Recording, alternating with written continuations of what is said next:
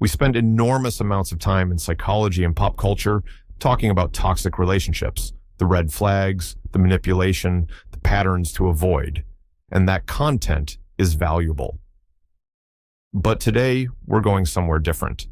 Because here's a question that doesn't get asked nearly enough. What does a genuinely healthy relationship actually look like? Not perfect, not conflict-free, but psychologically healthy. The kind of connection that research shows makes people happier, healthier, and more resilient. Here are 8 signs backed by relationship psychology. Sign number 1, you can be honest without fear. The single most important indicator of relationship health identified by Dr. John Gottman after 4 decades of research is something he calls psychological safety. The ability to express difficult truths, raise concerns, or disagree without fearing that the relationship is in danger. In healthy relationships, honesty doesn't require courage. You can say, "I'm struggling right now, that hurt me," or "I disagree with you," without it triggering defensiveness, retaliation, or withdrawal. Your emotional truth is receivable, not always immediately comfortable, but receivable. Contrast this with relationships where important truths are withheld because the cost of expressing them is too high. Chronic self-censorship in a relationship is not peace. It's suppression, and suppression accumulates into resentment, which Gottman identifies as one of the 4 primary predictors of relationship dissolution. Sign number 2, conflict happens and gets repaired. One of the most pernicious myths about healthy relationships is that the healthiest ones have the least conflict. The research says the opposite. Every couple has conflict. What differentiates healthy from unhealthy relationships is not whether conflict happens, but how the couple returns to connection afterward. Gottman's research on repair attempts, bids to de-escalate tension and restore warmth during or after disagreement, found that successful repair was the single strongest predictor of long-term relationship satisfaction. Repair attempts don't have to be sophisticated. They can be a touch, a moment of humor, and "I love you even when we're fighting." What matters is that both people respond to them. In healthy relationships, the implicit message during any conflict is, "We are on the same team. We are fighting about a problem, not against each other, and when this is over, we will still be okay." Sign number 3, you have space to be separate. Healthy attachment is not fusion. 2 psychologically healthy people in a relationship maintain individual friendships, interests, and identities. The relationship adds to their lives rather than becoming the totality of them. Murray Bowen's theory of differentiation, one of the foundational frameworks in family therapy, proposes that the capacity to remain yourself within close relationships is a sign of emotional maturity and psychological health. The ability to be both deeply connected to someone and distinct from them, to love deeply without losing yourself, is what Bowen called differentiation of self. In practice, this means each person can spend time with friends without the other feeling threatened, can disagree without the relationship feeling endangered, can have a bad day that is about them, not about the relationship. This is not emotional distance. It is self-possession within intimacy. Sign number 4, you assume the best of each other. In his research on couple communication, Gottman documented what happens when partners interpret each other's ambiguous behavior. In distressed couples, negative intent is the default attribution. "They said that to hurt me.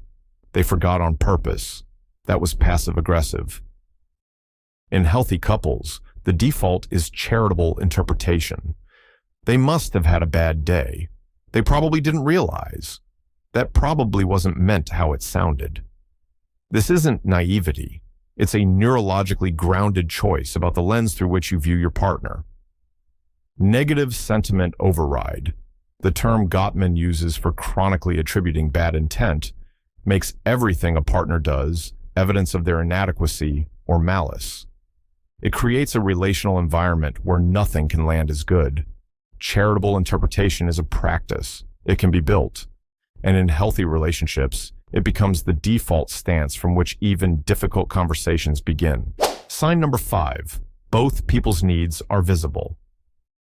In chronically unhealthy relationships, one person's needs consistently take priority, and the other adapts. This adaptation can be so normalized that the person whose needs are invisible may not even notice their disappearance. They've organized their preferences, time, and emotional expression around someone else's comfort to such a degree that their own inner life has gone quiet. In healthy relationships, both people's needs are on the table, not always equally met in every moment, but both acknowledged as legitimate, both worth navigating around. Sue Johnson's model of emotionally focused therapy identifies emotional accessibility and responsiveness as the core of secure attachment. The sense that your partner sees your emotional reality, takes it seriously, and tries to engage with it. You know your needs are visible when you can express a need without it being minimized, weaponized, or turned back against you. And when your partner's expression of their needs doesn't generate in you a need to immediately solve or suppress it.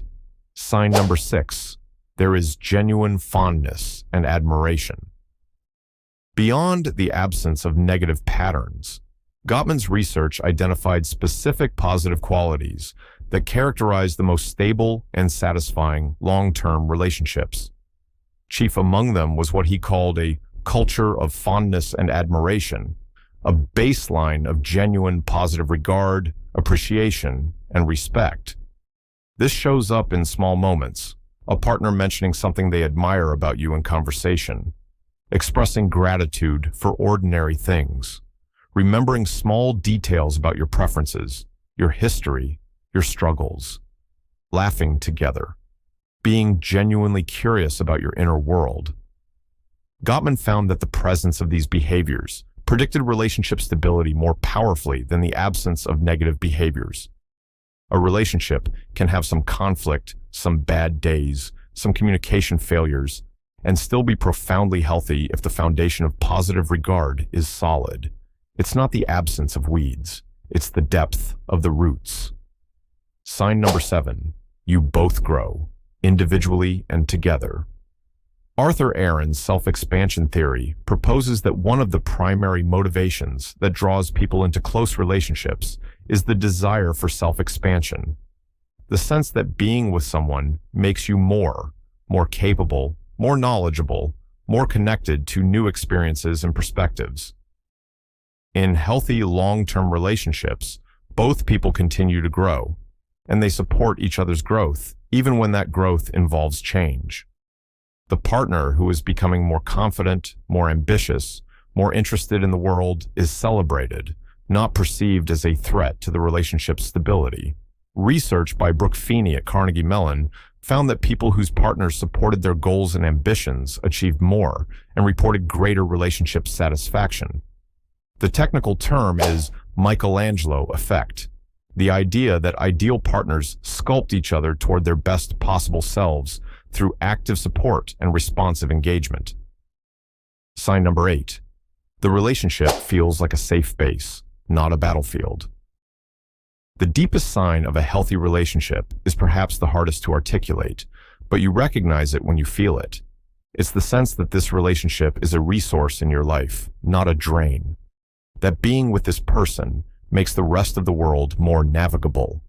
That when things are hard, externally, internally, the relationship is a place you can go, not an additional source of stress you must manage. Bowlby's concept of the secure base, originally describing the relationship between parent and child, applies with equal force to adult partnership. A secure attachment figure is someone in whose presence you feel safe to explore, risk, fail, and be fully known. Research by Phil Shaver and Mario Makalinser has extensively documented that adults with secure partners have better immune function, greater cognitive flexibility under stress, and more successful professional lives. A healthy relationship is not the absence of challenge. It's a foundation from which you face challenge together and come back to each other when the day is done. These 8 signs, psychological safety, conflict repair, individual space, charitable interpretation, visible needs, genuine admiration, mutual growth, and felt security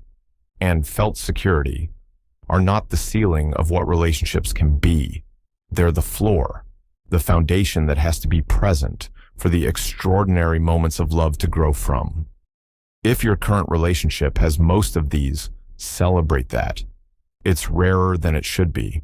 If it's missing several, that information is useful, not a verdict. Relationships change, and so do people. This content is not meant to judge your relationship. It's meant to give you language for what to build toward. Share, like, subscribe for more, and drop a comment.